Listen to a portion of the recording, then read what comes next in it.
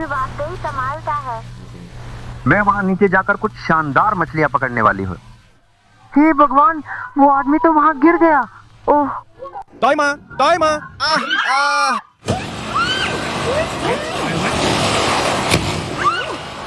कुछ शहर ऐसे हैं जो एक पल में ही जैसे जमीन में समा गए। जापान का एक व्यस्त चौराहा अचानक सुबह होने से पहले गायब हो गया। वहीं अमेरिका में कई मिलियन डॉलर की स्पोर्ट्स कारें जमीन में समा गईं जब एक म्यूजियम बंद था। और भी डरावना यह है कि इन सिंक होल्स में से कई जमीन के नीचे बहुत समय से बन रहे थे, बिना किसी चेतावनी के। इस वीडियो में हम दुनिया के कुछ सबसे बड़े सिंक होल्स को देखेंगे, जिन्होंने सचमुच सड़कों, इमारतों और पूरे शहर के हिस्सों को निगल लिया। शुरू करने से पहले कृपया वीडियो को लाइक और सब्सक्राइब करें। यह हमारे लिए बहुत मायने रखता है। धन्यवाद। अब शुरू करते हैं। National corvette museum, bowling green, Kentucky. 12 फरवरी 2014 की सुबह सुबह बॉलिंग ग्रीन में नेशनल कॉर्वेट म्यूजियम के अंदर सब कुछ शांत था। वहां अमेरिका के इतिहास की कुछ अहम कॉर्वेट कारें और लिमिटेड एडिशन प्रोटोटाइप डिस्प्ले पर थीं। कुछ ऐतिहासिक मॉडल्स इतने दुर्लभ है कि बदले नहीं जा सकते। लेकिन म्यूजियम बंद होने पर कुछ अप्रत्याशित हुआ। म्यूजियम की सुरक्षा फुटेज के मुताबिक शोरूम के नीचे की फर्श धीरे धीरे क्रैक होने लगी। कुछ ही सेकंड में कंक्रीट का फर्श टूटकर बड़ा सिंक होल बन गया। म्यूजियम अधिकारियों के मुताबिक प्रभावित गाड़ियों की कीमत $1 मिलियन से ज्यादा है, जिसमें मिलियंथ कॉर्वेट और कुछ दुर्लभ प्रोटोटाइप शामिल हैं। ये वाहन लगभग अपूरणीय हैं। जांचकर्ताओं ने पता लगाया कि ये जगह दरअसल कार्स्ट लैंडस्केप के ऊपर स्थित है। इसका मतलब है कि जमीन के नीचे बहुत चूना पत्थर है, जो लंबे समय तक भूजल के असर से आसानी से घुल जाता है। कई वर्षों में म्यूजियम के नीचे जमीन में धीरे धीरे खाली जगह बन गई, जिससे जमीन ऊपर का भार सहन नहीं कर सकी। घटना के बाद कुछ कॉर्वेट बहाल किए गए, जबकि कुछ वैसे ही टूटे रह गए। प्रदर्शनी का हिस्सा होने के कारण यह म्यूजियम की सबसे लोकप्रिय आकर्षणों में से एक है। फुकुओका, जापान, 8 नवंबर 2016। फुकुओका शहर में सुबह करीब 5 बजे हकाटा स्टेशन के पास, जो दक्षिणी जापान के सबसे व्यस्त परिवहन केंद्रों में से एक है, अचानक सड़क का एक बड़ा हिस्सा धंस गया। कुछ ही मिनटों में 5 लेन वाला पूरा चौराहा एक विशाल सिंक होल में समा गया। जापानी मीडिया की रिपोर्टों और रॉयटर्स तथा बीबीसी जैसे समाचार संस्थानों के अनुसार उस समय गड्ढे की लंबाई लगभग 30 मीटर और गहराई करीब 15 मीटर थी। पानी और सीवेज की पाइपलाइन फटने से गड्ढा तेजी से भर गया। इलाके के कुछ हिस्सों में बिजली भी चली गई, जबकि गैस और संचार लाइनों पर भी असर पड़ा। वायरल फुटेज में देखा जा सकता है कि शहर के बीचों बीच एक बड़ा धमाके का गड्ढा जैसा दिख रहा है। सिंक होल के किनारे कुछ इमारतें आंशिक रूप से हिल गईं, जिससे पूरा घर चौंक गया। इसी वजह से डर है कि कहीं और भी गिरावट न हो जाए। शहर के अधिकारियों के मुताबिक ये घटना शायद वहां की सबवे निर्माण परियोजना से जुड़ी हो सकती है। जब भूमिगत सुरंग प्रणाली के विस्तार के लिए खुदाई की जा रही थी, तो संभव है कि ऊपर की जमीन का सहारा कमजोर हो गया हो। जिस बात ने कई देशों को हैरान कर दिया वो ये थी कि जापान ने पूरे इलाके को कितनी जल्दी ठीक कर दिया। मरम्मत दल लगभग 24 घंटे लगातार काम कर रहे हैं। साथ ही मिट्टी और कंक्रीट के कई हजार घन मीटर डाले जा रहे थे, जबकि नीचे की यूटिलिटी लाइनों की मरम्मत भी चल रही थी। उस समय शहर सरकार के आधिकारिक बयानों के अनुसार सड़क का संचालन सिर्फ 1 हफ्ते के अंदर ही फिर से शुरू कर दिया गया। जिस जगह जमीन ने निगल लिया था वो तुरंत सामान्य हो गई, जैसे कुछ हुआ ही नहीं। इसीलिए कई अंतर्राष्ट्रीय मीडिया ने आपदा ही नहीं, जापान के पुनर्निर्माण की तेजी पर भी ध्यान दिया। इस घटना ने दिखा दिया कि चाहे कोई शहर कितना भी आधुनिक हो, जमीन के नीचे ऐसे खतरे छुपे होते हैं जिन्हें आसानी से नहीं देखा जा सकता। और कभी-कभी समस्या दशकों या सदियों से बन रही होती है, इससे पहले कि जमीन ऊपर से पूरी तरह बैठ जाए। दुनिया में कई सिंकहोल प्राकृतिक रूप से चूना पत्थर के शरण से बनते हैं। कुछ सिंकहोल मानव गतिविधियों जैसे खनन, भूजल का अत्यधिक दोहन और बड़े निर्माण कार्यों से और खराब हो जाते हैं। सीधे शब्दों में कहें तो हर आपदा जमीन की सतह पर ही नहीं होती। कभी-कभी ये हमारे नीचे चुपचाप बनते रहते हैं, जबकि ऊपर लोग अपनी सामान्य जिंदगी जीते रहते हैं। पुएब्ला, मैक्सिको। 2021 मध्य मैक्सिको के पुएब्ला के पास एक शांत खेत में एक किसान ने देखा कि उसके खेत के बीच में जमीन थोड़ी धंस गई है। शुरुआत में वो बस एक आम सा गड्ढा लगा, कुछ मीटर चौड़ा, लेकिन जैसे जैसे समय बीतता गया वो और बड़ा होता गया। अगले दिन यह और गहरा हो गया।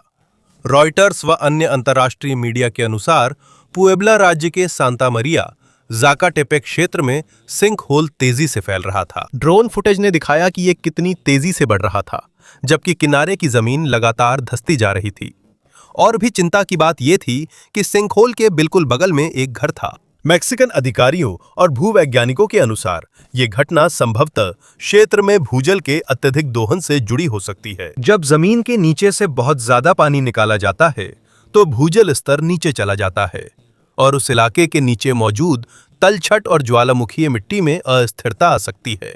यही समस्या मैक्सिको सिटी में भी लंबे समय से देखी जा रही है, जहां शहर के कुछ हिस्से भूजल की कमी के कारण हर साल लगातार धंसते जा रहे हैं। पुएब्ला सिंकहोल का फैलाव तब तक बढ़ा जब तक वह पूरी तरह स्थिर होकर 100 मीटर से ज्यादा चौड़ा नहीं हो गया। अब जो पहले खेत था वो अब एक छोटी सी झील जैसा दिखता है। ग्वाटेमाला।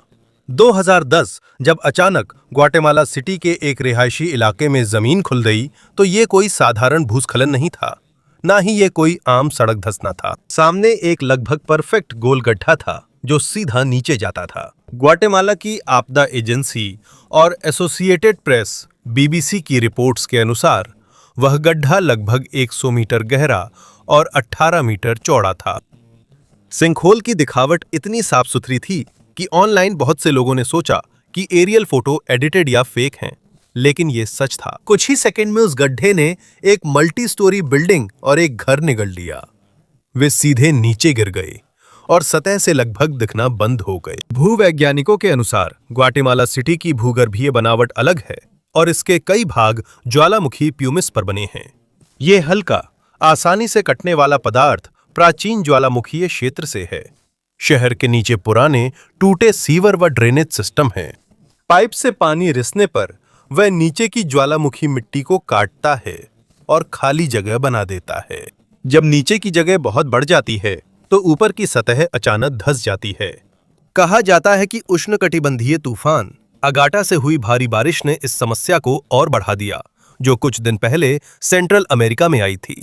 बारिश की बहुत अधिक मात्रा के कारण नीचे की जमीन का सहारा और भी कमजोर हो गया था।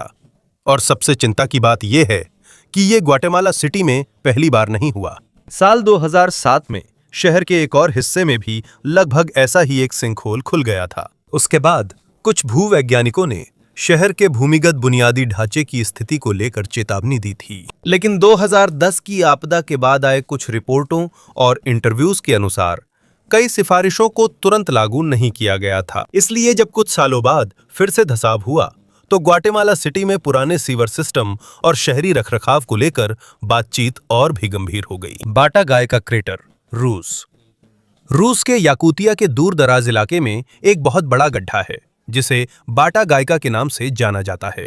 कुछ लोग इसे पाताल का द्वार भी कहते हैं और 1960 के दशक से ये लगातार बढ़ता ही जा रहा है। ये एक रात में नहीं बना है जैसे बाकी सिंकहोल्स। रूस और अंतर्राष्ट्रीय जलवायु अध्ययन के वैज्ञानिकों के अनुसार समस्या तब शुरू हुई जब सोवियत संघ के समय इस इलाके के बड़े हिस्से के जंगल काट दिए गए थे। प्राकृतिक छाया जो परमाफ्रॉस्ट को जमे रखने में मदद करती थी, गायब हो गई। जब ये गिरता है तो अधिक जमी हुई जमीन हवा की गर्मी से मिलती है, जिससे पिघलना और तेज होता है। ये एक चेन रिएक्शन है जिसे अब शायद ही रोका जा सकता है। दशकों के बीतने के साथ बाटा गाय का क्रेटर बढ़ता गया और लगभग 1 किलोमीटर तक पहुंच गया। कुछ शोधकर्ताओं के अनुसार इसकी लंबाई इतनी है। जलवायु वैज्ञानिकों के अनुसार ये स्थान भी महत्वपूर्ण है क्योंकि ये प्राचीन पृथ्वी का एक विशाल टाइम कैप्सूल जैसा है। यहाँ प्राचीन जानवरों के संरक्षित अवशेष मिले हैं, जिनमें हिमयुग का घोड़ा और अन्य प्रागैतिहासिक प्रजातियां शामिल हैं जो हजारों वर्षों से बर्फ में दबी हुई थीं। साथ ही वैज्ञानिक समुदाय की एक और बड़ी चिंता है। साइबेरिया की परमाफ्रॉस्ट में बहुत अधिक जैविक कार्बन मौजूद है। जब यह पिघलती है तो यह मीथेन और कार्बन डाइऑक्साइड छोड़ सकती है। ये ग्रीन हाउस गैसें ग्लोबल वार्मिंग बढ़ाती हैं। इसलिए कई वैज्ञानिकों के लिए बाटागाय का सिर्फ एक सिंखोल नहीं है, यह आर्कटिक में जलवायु परिवर्तन का स्पष्ट चेतावनी संकेत है।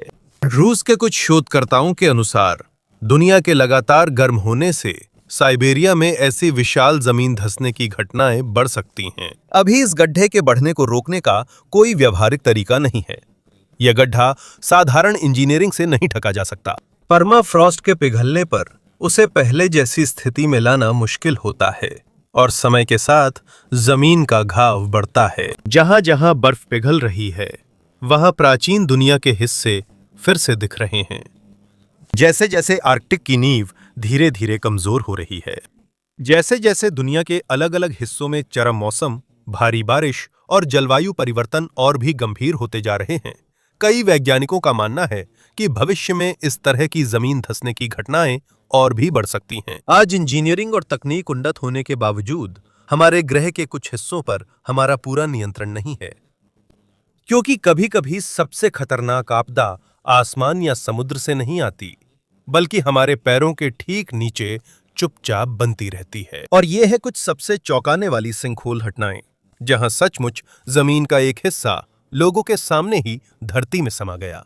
क्योंकि आखिर में जब जमीन धंस जाती है तो सिर्फ इमारतें और सड़कें ही नहीं, बल्कि पूरे समुदाय, आजीविका और यहां रहने वाले लोगों की सुरक्षा की भावना भी खो सकती है।